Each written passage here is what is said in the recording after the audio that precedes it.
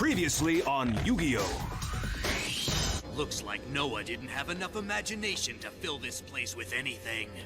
What's this? A cheap old movie projector? Get with the times, Noah. It's Noah.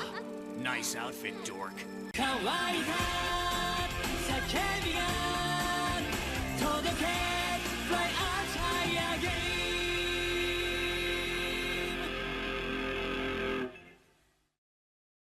Attention duelists!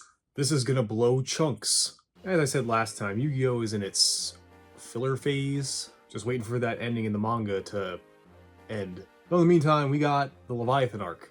An arc so grand and important, most of the cards introduced in it barely got any support or mention outside of this anime. If you can't tell from the title of this video and my overall enthusiasm, I find this arc to be rather shit. So why waste any more time when I can just show you exactly why? And speaking of shit, it's Rex and Weevil, who are on their way to challenge Yugi so they can score those Egyptian god cards, but get attacked by some strange guy in a hood with a kinda cool duel disc, not gonna lie. Kinda always wanted one as a kid. But the real meat is Yugi and the Pharaoh going to the museum to find out more about the Pharaoh's past, by presenting the god cards to the ancient tablet that Ashizu showed them. Doing this will somehow unlock his memories. They do just that, and something does happen, but before it can continue, a mysterious figure somewhere is seen chanting some mumbo-jumbo, which causes the tablet to be cased in ice, and now real-life duel monsters are rampaging around town. Of course, Kaiba Corp is getting the blame, which makes Kaiba a little pissed off. Meanwhile, Yugi and the cheerleaders head back to Game Shop and hand the god cards to Granddad to clean or something, which is a bad idea because they immediately get stolen. Because, you know, they're the most powerful cards in the entire universe that literally everyone in the world wants. Just saying, you might want to get some sleeves for them, at least. The cheerleaders chase the thieves and find that the same hooded man that dueled Rex and Weevil has it. And that Rex and Weevil are now pretty much lobotomized. Hooded man is named Gorimo? I do not remember how they pronounce this guy's name. I really don't care. I'm not going to look it up. Gorimo says, of course I'll give the god cards back if you beat me in a duel, Yugi. But this duel's a little different as Jerry Mo uses a very special field spell called the Seal of Orichalcos, which does a lot of stuff. The most important things are it increases the owner's monster's attack by 500 because it turns them into dark or evil versions of them, I guess. The user can summon more than 5 monsters at a time. It cannot be destroyed by any card effects. And something else important about it, what was it? It had another effect. Oh yeah, the two duelists are now trapped in the seal for all eternity until someone wins the duel and the loser gets their soul trapped in a card. That sucks. Wait, soul trapped in a card? Man, it's just like that guy. I don't know why I said it like that. It's Pegasus. I don't know why I said it like you didn't know. Pegasusy. But before you can say what we're all thinking, why does this card just do everything? Jirai Gumo manages to summon Obelisk, and it's powered up by the seal. Oh no. But Yugi beats it pretty easily. Okay. And manages to beat Jirim.O, who throws the god card to one of the 3 mysterious gay bikers who have been watching the duel. They leave saying that if they want the Egyptian god cards, then they're gonna have to face each of them in a duel. How can they do that if they leave? But as a consolation, they release Rex and Weevil. At the end, Yugi sees the guy who I've run out of funny pronunciations for. His soul is now trapped in a card, confirming this power is similar to the Millennium Eye. It also picks up a weird gem that he had on him. After the duel, the cheerleaders find Rex and Weevil and ask what happened, and they say the same thing that happened to Yugi. He used the seal, and they lost, but they have no memory of what happened after that. The cheerleaders leave Beavis and Butthead, but before they do, they let them know the god cards were stolen. So now the duo are determined to find the cards before Yugi does.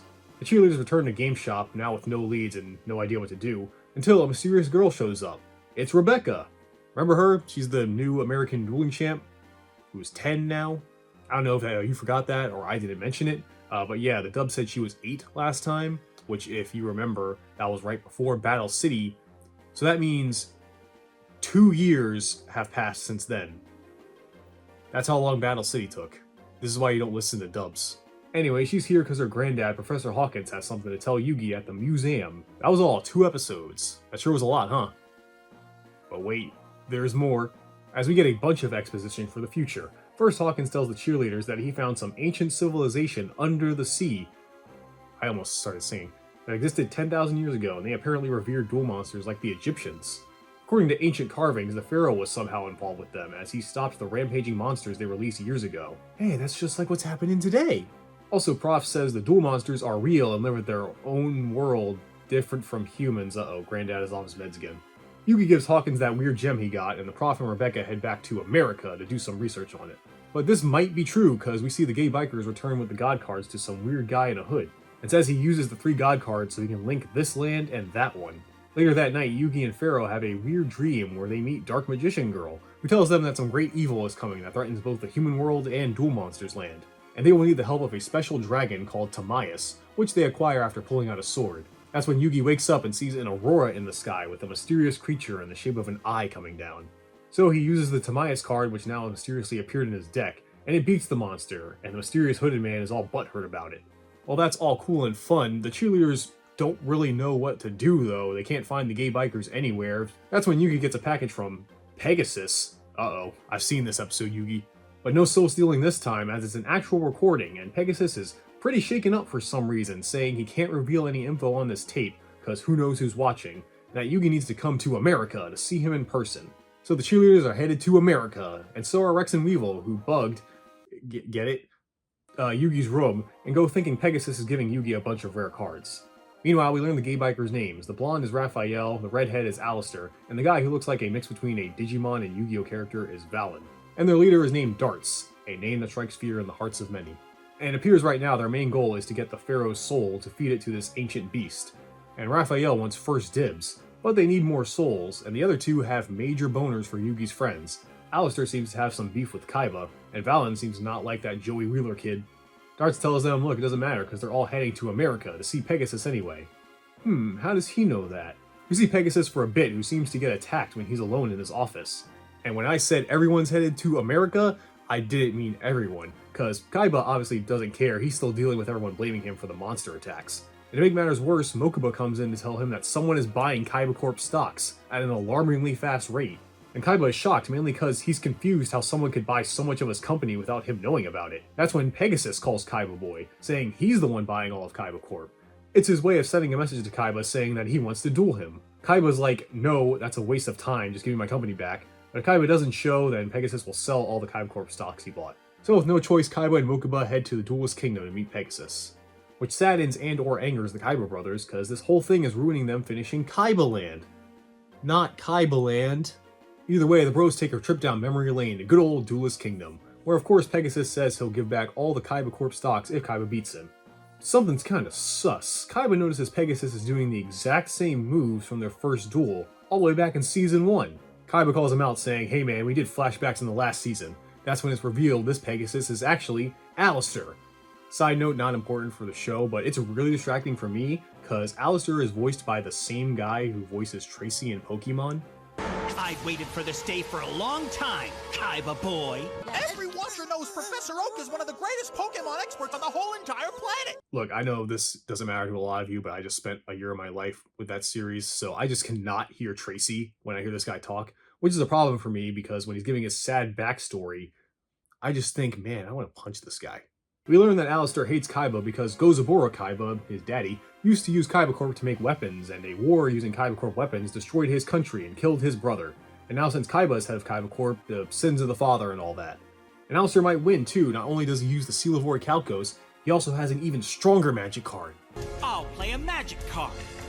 My Pot of Greed. It lets me draw 2 cards. I just wish I knew what it did. Kaiba really starts getting his ass kicked. Alistair's taking his best monsters and he only has 1 turn left. That's when he has a vision, the same one Yugi had, of the dual spirit world, where he also pulls out a sword, giving him the card the Fang of Critias. Using it, he's about to win, but Alistair uses the spell Contagion of Madness, which reduces both of their life points to 0 at the same time, making it a draw. While Kaiba doesn't care, we the audience now see there is a way around the Seal of Orichalcos. If the duel ends in a draw, both parties keep their souls. With this, Alistair escapes, promising to return for his revenge.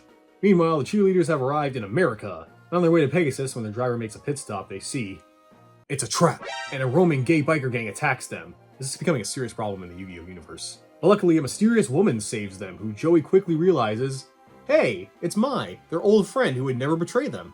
Oh wait, she's riding away.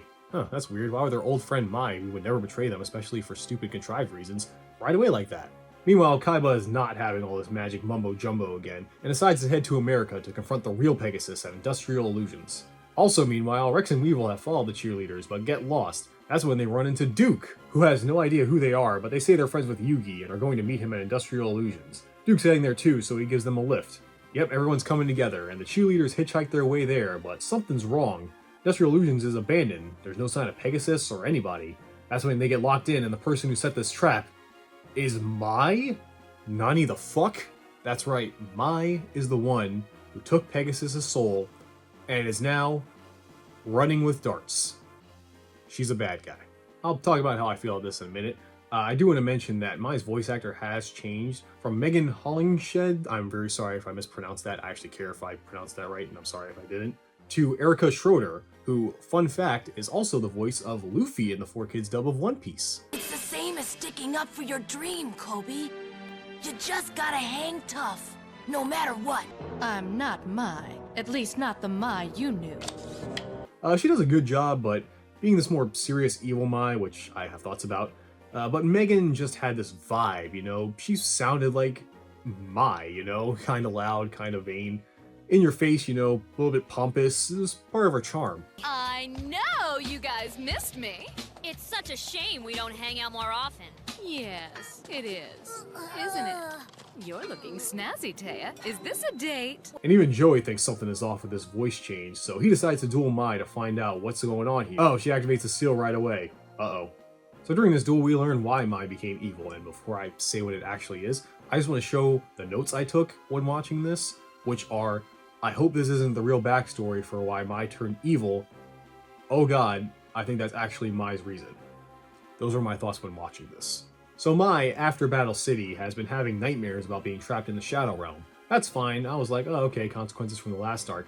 But then, apparently, Mai, despite winning all the time from what she says, a couple of randos who no one cares about are talking about how she's not as good as Yugi or Kaiba or even Joey, and that upsets her. Mai, the woman who has been shown, especially after meeting the cheerleaders, that she does not give a fuck about anybody, only winning and being a good duelist with honor, and is materialistic and mostly cares about prize money. Why is it you duel? Why do I duel? For all the comforts that I crave. Designer clothes, travel, perks, anything to avoid real work. Suddenly he's all sad because some randos are saying some other people, two of which are her friends and are considered to be the best duelists in the world, are better than her. I don't believe that. You could argue, okay, maybe she's just not thinking straight because she's traumatized from being in the Shadow Realm from Merrick. But what about everyone else? I mean, Grandpa's fine, Kaiba brothers are fine, Joey went there for a little bit, he's fine, why is Mai the only one getting PTSD? Well, it was enough to get Valen, who found her just on the streets being all sad, I guess, to get her to use the seal, which is what completed her transformation into evil Mai. Like, Mai gets fucked over so hard in this series. They constantly say she's one of the best duelists in the world, even Kaiba thinks so, but when she duels a main character, she gets cooked. She even technically lost to Taya, remember that. She doesn't even show up for the entirety of the ending, by the way. This is pretty much her last appearance in this arc. And for her last appearance, she's evil for the most flimsy, contrived reason. Oh, I'm sad, I'm winning all the time and getting everything I want, but I'm number 5 and not number 1 in the world. Also, what is this shit about her thinking she's alone? What the fuck is she talking about? She's got tons of friends. They're all standing right there. Now I'd be fine with Mai being evil, that's not what I care about. I just wish they did take the angle of she straight up is being controlled from the start, or giving her a better reason than, oh, she's sad sometimes. Let's be real, she's really evil, not for her own development, it's just so Joey has more of a reason to do the things he does in this arc. Real women in refrigerators moment. Joey, like me, says, that's stupid, Mai, stop being stupid. And this allows him to go to the world of the duel people, and he gets the Claw of Hermos. But Joey isn't playing for keeps, because he knows if he wins, Mai's soul is gone. So he's holding back, trying to end the duel in a draw instead of winning. And when he actually starts trying, he trounces Mai. Yeah, Mai's winning this duel only because Joey doesn't try. It's only when he does try that she gets absolutely dumpstered.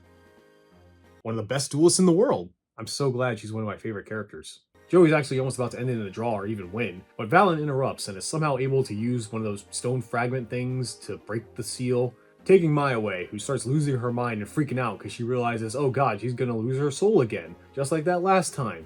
Gee, if only someone wasn't stupid and played the fucking card. During the duel, Duke arrives with Beavis and Butthead and disables the lockdown that was going on in the building that trapped everyone in there. And after the duel, Kaiba shows up too. Hey, the gang's all here.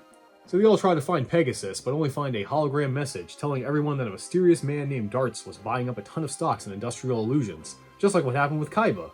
Pegasus figured out somehow that Darts is gathering souls to reawaken the evil beast known as Leviathan.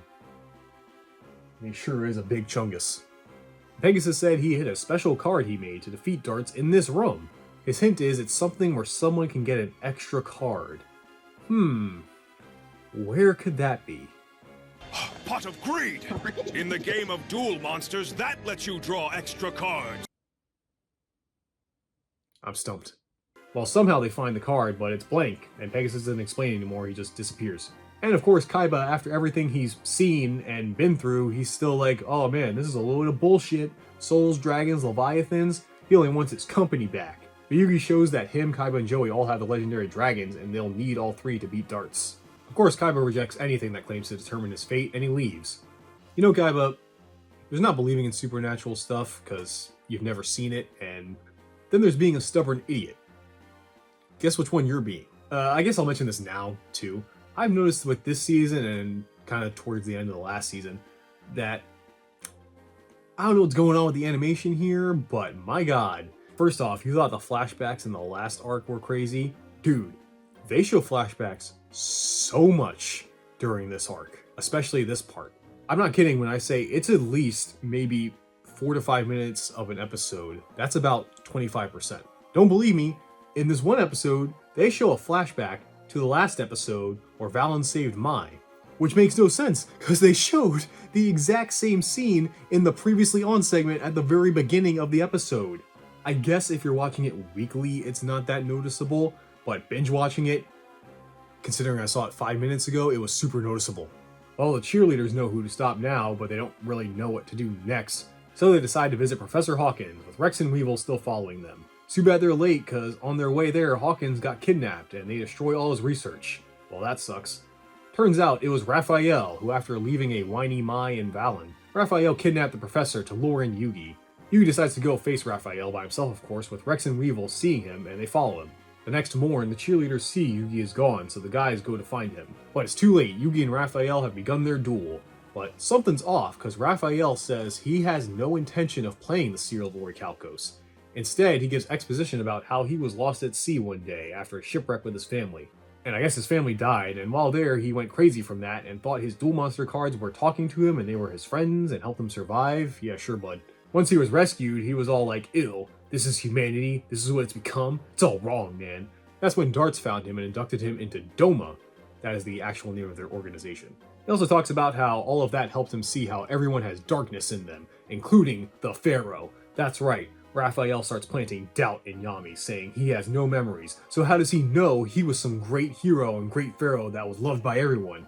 Maybe he was evil, and now the pharaoh is having doubt.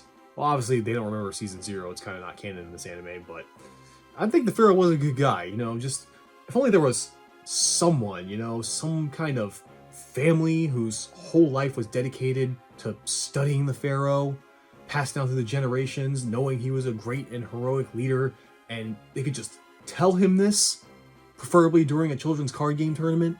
Too bad something like that never happened. I have a plan.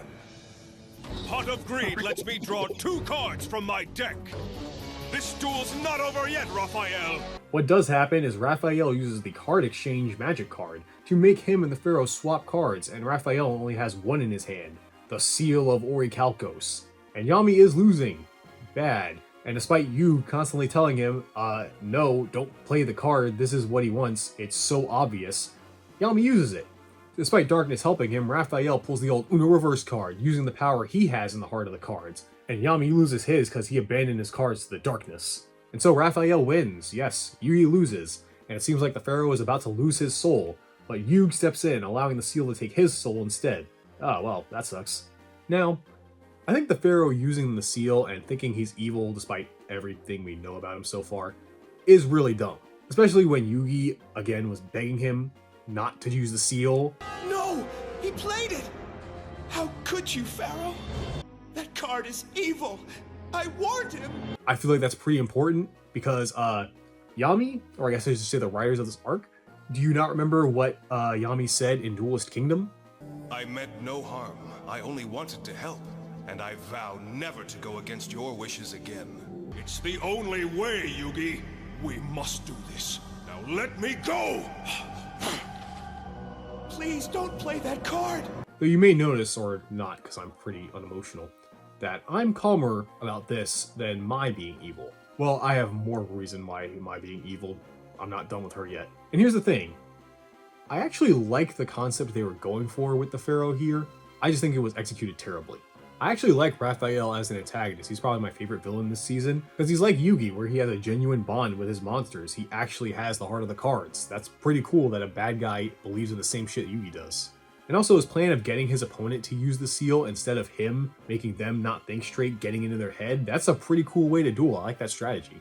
And if this were maybe even in the middle of Battle City, I don't know if this was put in that arc instead of the virtual world one, I think this idea could work. The problem is, we're 3 seasons and over 150 episodes in, and after all the development both Yami and Yugi have had together, I just don't buy he would do this. Why would he believe Raphael in the first place? He's the bad guy. He's part of an obviously insane cult. I get it, he's all fucked up because he's like, man, I don't remember who I am, I'm so confused. But again, Shizu and everyone have told him that he's been a good dude. He literally spent the entirety of the last season fighting a guy who hates him because he's been such a good dude that his family had to watch over his tomb for years. Like, it's just stupid to me. It just feels like it's ignoring all the past development that the series has had so far. And this is when I think it hit me as a kid, where I thought something was off. I didn't really know this was filler at the time, but now I know for sure, yeah, this was not written by the same dude who wrote Battle City and Duelist Kingdom. But let's be real, right? None of this matters, really, because this is a filler arc. They just needed something to make Yugi interesting here, because after Battle City in the manga goes straight to the last arc, so they're extending the anime because money, what else? Feels like they just came up with this just so they can have Yugi have a thing this season, because, you know, he really doesn't have anything after Battle City, there's no real need to. And again, I like that idea, you know, making the Pharaoh question himself, Raphael's whole thing, and kind of driving a wedge between the Pharaoh and Yugi's friends, because, you know, he fucked up royally and now their friend's soul has been taken. Yeah, well, Teia's all supportive and shit for the Pharaoh still, because, you know, she's Teia. But yeah, I think the reason why I'm ultimately not, like, super upset about this, like, oh, they ruined Yugi forever, they ruined the Pharaoh, I guess, is that ultimately, I guess I can use the excuse, you know what, it's filler, it's not canon, it doesn't really matter, who gives a shit, it's just bad fan fiction. I'm not forgiving Mai, though, that's a whole different thing. We're gonna get into it, trust me. Well, while the gang reel from losing Yug, at least they got Hawkins back, and Raphael returns home thinking he's got checkmate. But he soon finds out he's been bamboozled. He got Chibi Pharaoh instead. He's gonna go out and get the Pharaoh's soul this time, but Rex and Weevil hitched a ride with him. After seeing that the seal can even beat Yugi, they want in. And Darts is like, sure, whatever, and gives them the seal and souped up Dex. Meanwhile, the gang try to figure out what to do next, even telling Kaiba that Yugi's soul is gone. But I kinda love that Kaiba doesn't really care about that. He's more upset that Yugi lost a duel to someone that's not him. That's his priority right now. Gotta love Kaiba. But in a way, this does get Kaiba to help in his own weird way, because he realizes, hey, if I beat the guy who beat Yugi, then that means I'm back on top. Laws of transitive property, baby.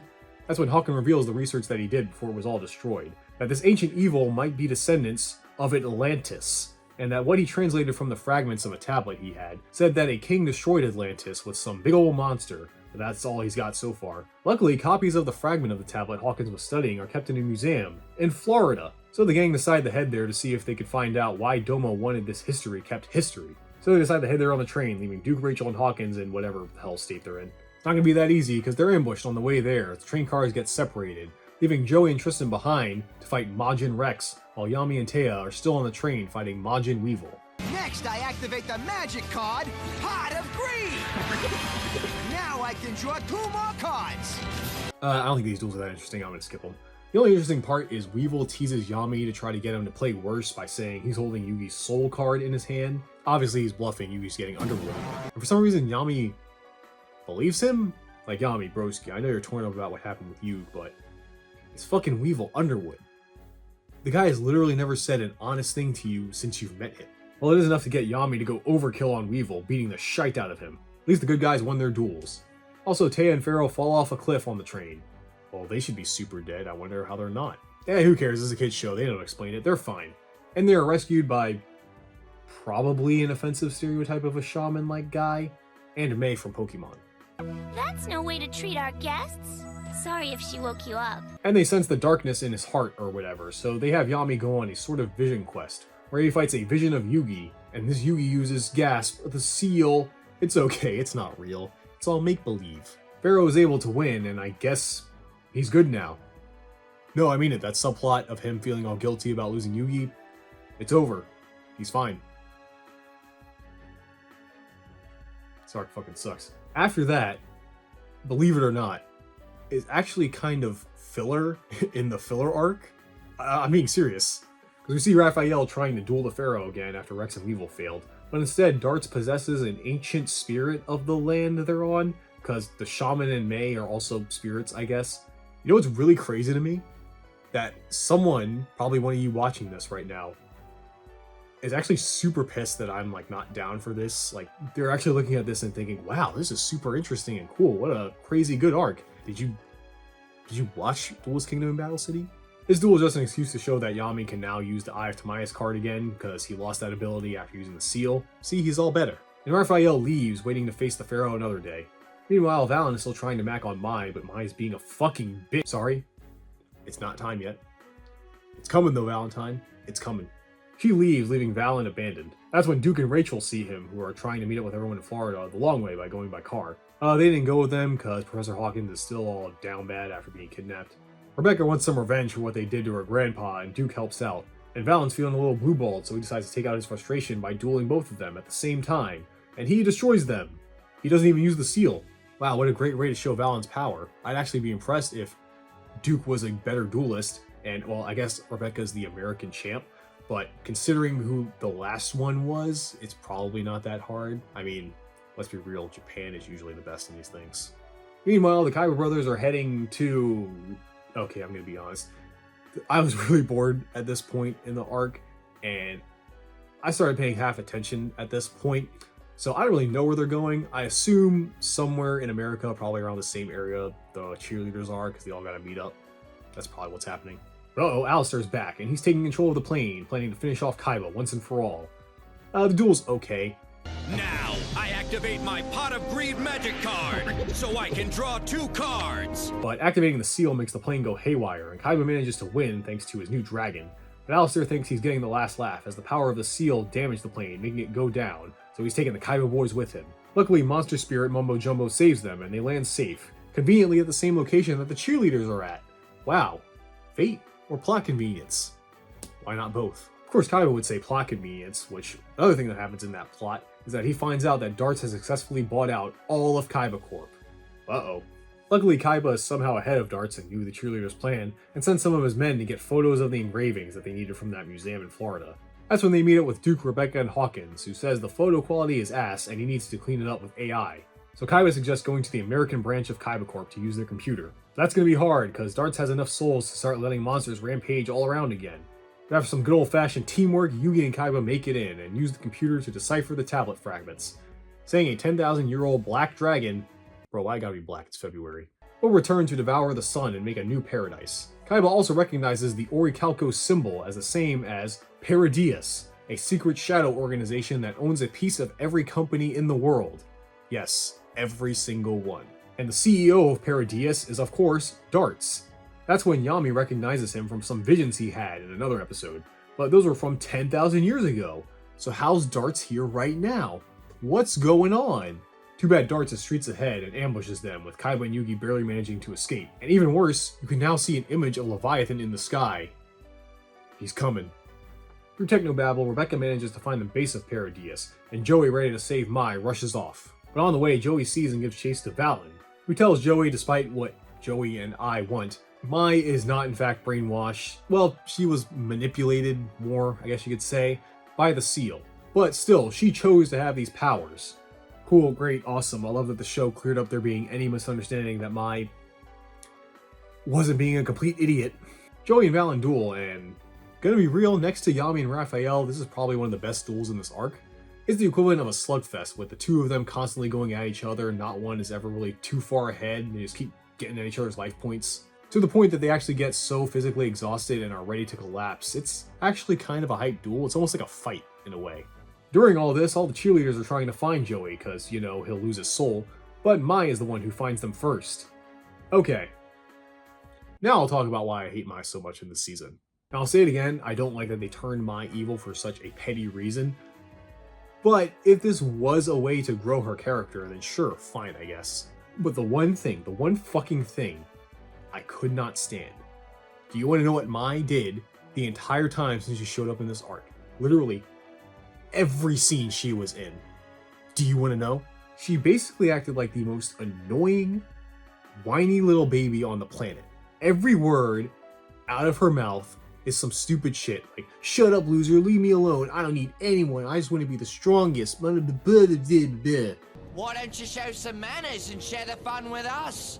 Mind your own business, you lackey. These geeks are mine, so deal with it. You're a real piece of work. He saved your soul, and this is how you repay him? Who asked to be saved? Maybe next time he'll learn to butt out. Do you remember that Hermos card Wheeler played? It's an ancient dragon that can only be controlled by a chosen duelist. Yeah, he was chosen all right.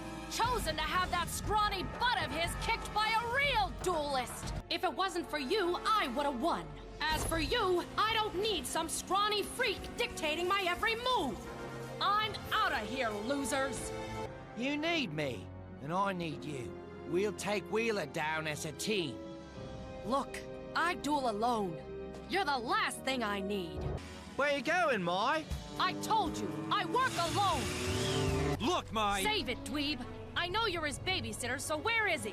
Every time she showed up on screen, I kid you not, I hit the mute button because I was so sick and tired of hearing her bitching, especially since Mai, girl, I'm sorry to tell you this. Apparently everyone keeps telling you you're a good duelist. You suck. Like, let's be real. I like Mai. I like her as a character. But as a duelist in this show, she fucking sucks. Remember, we have only seen her win one duel on screen. And it was with some guy who you don't even remember. And this really pisses me off. Because again, Mai's not like this. I, again, just don't believe that she would be this fucking stupid. She was a good character. She actually had a personality. She was fun and interesting to watch. Remember when she collected star chips for Yugi so he can continue in the tournament? Or gave Joey her entry card in Duelist Kingdom so he can beat Bandit Keith? Or when she got Duke, Tristan, and Serenity to the best duel in the series, which got Serenity to save Joey? It's like being a shit duelist when it came to actually being a good character that helped out. She actually did stuff that helped progress the plot. She wasn't like Taya or Tristan, she just sat on the sidelines maybe sometimes being useful. No, she actually mattered. If it weren't for a lot of her actions, the main characters would not be where they are today.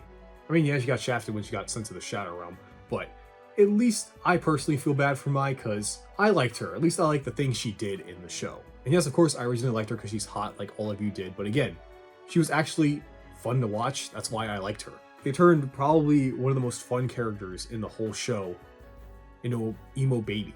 But again, I would have been fine with Mai being evil if they went the direction that she was being straight up mind controlled from the start, as a plot by Darts or Valen or whatever to get Yugi and his friends to, you know, fight them. Now, yeah, that would make her another damsel in distress to be saved by most likely Joey again. But I mean, we're here anyway. I think the reason why I don't like this for Mai more so than Yami is because they stick with her the whole arc. She's like this the entire time. With Yami, that just happened, you know, the 6 or 7 episodes, he had a vision quest, he's all better. You know, he pretty much started acting like the Yami we know, more or less, after that.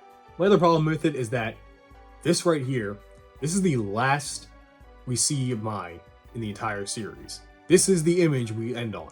Not the cool woman duelist who dueled mostly for herself, but only after meeting our main characters, decided to open up, be more friendly, and found happiness through friendship. Instead, we got a whiny baby who thinks she doesn't have friends despite all the friends she has, and constantly talks shit but can't back it up. Fuck whoever wrote this, it sucks, I hate it. Anyway, back to Joey versus Valen, where Joey just barely manages to win. Valen's whole backstory is he was in juvie, Darts found him because he liked to fight, and that translates to dueling. It's pretty bad. And like I said, Mai found the two first and witnessed the whole thing, including the end of the duel. And at least Joey gets a cool moment here. Yes, Joey, not Mai. Where even though he's exhausted after dueling Valen, he duels Mai immediately after, and does manage to get through to her, breaking the seal's manipulation, or whatever you want to call it, at the cost of losing their duel. Yeah, Joey's soul is now part of Leviathan, but he went out like a real nigga. And now that Mai's back, she's pissed that someone wrote her to be a plot device for Joey's development, again, and needs someone to take it out on. Luckily, Darts is nearby, and she heads there to get revenge. That's right, get him, Mai. I believe in you. I'm sure you won't unceremoniously lose off screen and then just never show up in the rest of the series ever again. Anyways, the cheerleaders find Joey, and Pharaoh is pissed another friend is gone, so he goes straight to the base of Paradies, where he meets Raphael again, who gives him Joey's Claw of Hermos that Raphael got from Mai, who got beat unceremoniously off screen. She's one of the best duelists in the world, by the way. I'm gonna skip this duel too, mainly because it's just not as good as the first one. There's really only one part that was cool. Then I'll activate my pot of greed! This lets me draw 2 cards! We do see more of Raphael's past about how darts targeted the darkness in his heart and junk, but now Yugi and Raph's monsters help clear that darkness away, and this somehow, despite Raphael using the Serum of Orichalcos and losing the duel, his soul doesn't get taken, and the show says it's because he conquered the darkness in his heart. Okay. Personally, I choose to believe it's because, well, it looks like there's enough souls as Leviathan is about to arrive. Oh yeah, the cheerleaders and the Kaiba boys meet up with Yugi too during this. The building they're on starts crumbling with everyone escaping, except Raphael, who gives the Pharaoh something to help him fight darts, because he's a good guy now, I guess. But we see he survived and even saves Mai's soulless corpse. Meanwhile, the gang escapes by Kaiba's copters and are intercepted. They are intercepted by the government, who acknowledge that this is fucking weird, that there are monsters running around, and that they have to rely on a bunch of teenagers playing children's card games instead of guns. In fact, we tracked you kids down because we need your help dealing with a worldwide threat. Crazy as it sounds, we think our only hope may lie in a card game. I am in shock that we're even having this moment in Yu-Gi-Oh! The fucking military is talking to an ancient Egyptian pharaoh and a bunch of fucking teenagers about how they have to let them win a children's card game to save the world. This is the best part in the whole arc. Like, this is amazing. I mean, not even the government has the authority of a level 3 judge. Well, there's only one thing left to do. Kaiba and Yugi team up and head to Dart's Island headquarters to face him, 2-on-1. And look, if I haven't made my intentions clear, I know I've been pretty subtle about it. So full transparency here, I just want to, make sure we're on the same page. I don't like this arc. It's bad. And this is the finale. It's not that interesting, so I'm going to skip a lot of it because it's 6 episodes. I'm not kidding. This officially is the longest duel probably in all of Yu-Gi-Oh, honestly. It's longer than both Pegasus and Merrick, the 2 villains who are way more interesting and charismatic than Darts. And hell, again, I haven't seen the rest of the Yu-Gi-Oh series yet, but it's probably longer than any duels that are going to be in those. Well, maybe Darts can convince me to like him, because during this duel, one of the reasons it's so long is that they show us a bunch of exposition about his backstory. See, Darts was an Atlantean, where one day the Orichalcos stones rained down from space, granting everyone super special awesome powers, and also turned them into monsters. Darts, who was the king of Atlantis, went just a tad bit crazy, seeing his people, including his wife, turn into monsters. And the seal corrupted him into thinking, nah man, this is a good thing. You're exposing their evil. Forget about it, relax guy. Then it started compelling him to summon Leviathan for the low price of millions of human souls. And that's when the dual monster spirits got involved, including the dragons the protags use, who are actually knights, we find out. Okay, so all the dual monsters stopped Darts from summoning Leviathan all that time ago. So he wanders Earth for just a few millennia, eventually running into the Pharaoh in Egypt, and going, damn, that's a thick-ass soul for Leviathan right there. But due to Bakura and Diabound, I'll explain what that is next time, he's unable to get that soul. And then, I guess Darts just fucked around for thousands of years, not doing anything, and he's here now collecting souls. I assume because the Pharaoh awakened after Yugi solved the puzzle. Personally, I don't think that's very interesting, and look, I get it's Yu-Gi-Oh!, but again, we're doing the whole someone corrupted by darkness thing again. First, I'll play my Pot of Greed magic card, letting me draw twice. And yeah, I want to be clear, that's pretty much what it was like watching this. They duel for a little bit, and then we get like a bunch of flashbacks or characters just talking. It's like, oh my god, just throw down a face down. I'll begin by activating my pot of greed. This lets me draw 2 more cards. So after some mindfucking, some possessions, some card games, Yugi uses friendship and saves the day, freeing everyone's souls from Leviathan. Well, not really, because Leviathan is still here, and they have to team up to... I'm sorry, I can't do this. I don't care anymore. We all know what happens. Friendship and Egyptian god cards save the day. Everyone's souls are back. Hooray! Every character introduced in this arc disappears, so who cares? Mai leaves the series realizing her character has been assassinated, so why stick around? And little Yugi is back. By the way, the final episode in this whole arc is mainly a bunch of flashbacks to the arc we just watched. It's not a clip show, it's just more flashbacks. So yeah, the day's saved, everyone's back to normal. That's the Leviathan arc. Tell me, Kaiba, what did you think of that arc? That little detour was a complete waste of my time and effort. So let's move on and pretend that nonsense never happened. I agree, and I feel like I've already explained why I personally didn't like this season. One thing I realized I forgot about is the animation has gotten worse as time went on. My god, do characters go off model or be really disproportionate very often. I feel like the animators fell asleep or realized this is a filler arc and don't need to try that hard. I guess the writers certainly felt that way. It's weird, even the duels kind of lacked interest to me. Yeah, there were some threats, thanks to the seal, but the only two I liked were Atem versus Raphael and Joey versus Australia. The rest were your typical character wins by pulling some made-up card out of their ass with no interesting strategies or plays. Now, some of you may feel like I'm being too harsh. No. Especially comparing this to Duelist Kingdom and Battle City, which came before, this looks even worse. Hell, you know what? I'll say it, the Virtual World arc was better than this, at least that was shorter. Not to mention the Virtual World arc gave us Monkey Tristan. What did this give us? No monkeys, and Tristan was barely in it.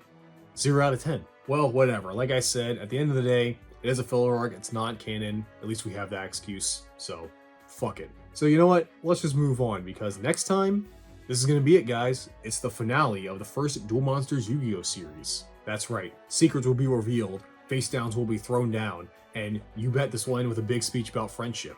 But before we get to that,